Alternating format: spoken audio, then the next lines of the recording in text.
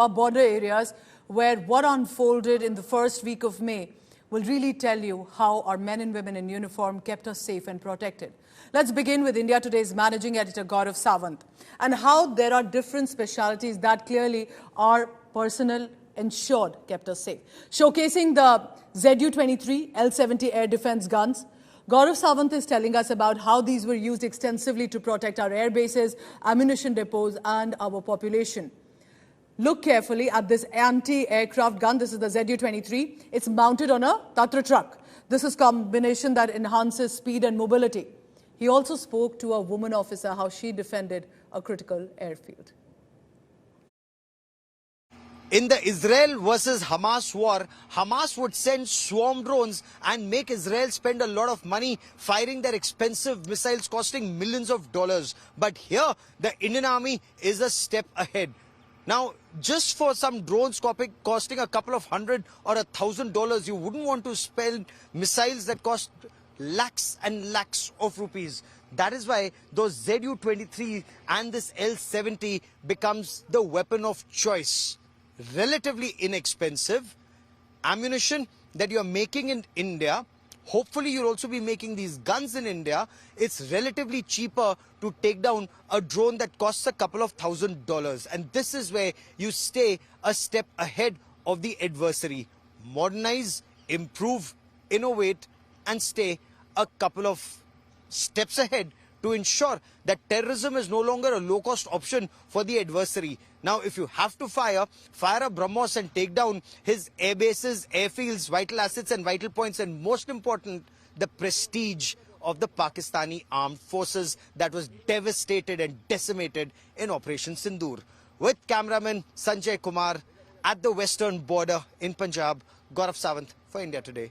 The L-70 gun behind us played a very crucial role in the point defense of a strategic location that Pakistan desperately tried to target. And it is my proud privilege to be with the major, and for security reasons, we unfortunately cannot name her till Army officially does. Ma'am, congratulations. You've done a stellar job in protecting that vital asset. Thank you so much. Thanks. And tell us more about the threat and how you engaged it. During Operation Sindoor, I was deployed at a vital airfield and I was commanding an air defense battery who was giving that air defense protection to that vital airfield. On the intervening night of 7th and 8th and on 8th night as well, the enemy attempted to overwhelm our airspace with a large number of drones from multiple directions. But our L-70 guns were ready and they roared to neutralize the enemy threat. But again on 9th night and 10th morning, they attacked us with unmanned combat aerial vehicles, which were armed with lethal payloads. And they executed very complex maneuvers over all our section locations and tried to engage our troops. But our gunners, they held their ground and they displayed exemplary courage in the face of the enemy and they shoot all of them one by one. This entire operation was a resounding success and with no damage to the assets, no casualties. And being an air defense gunners, we are proud to live up to the motto of Akashe Shatru Jahi. Absolutely. Akashe Shatru na jahi.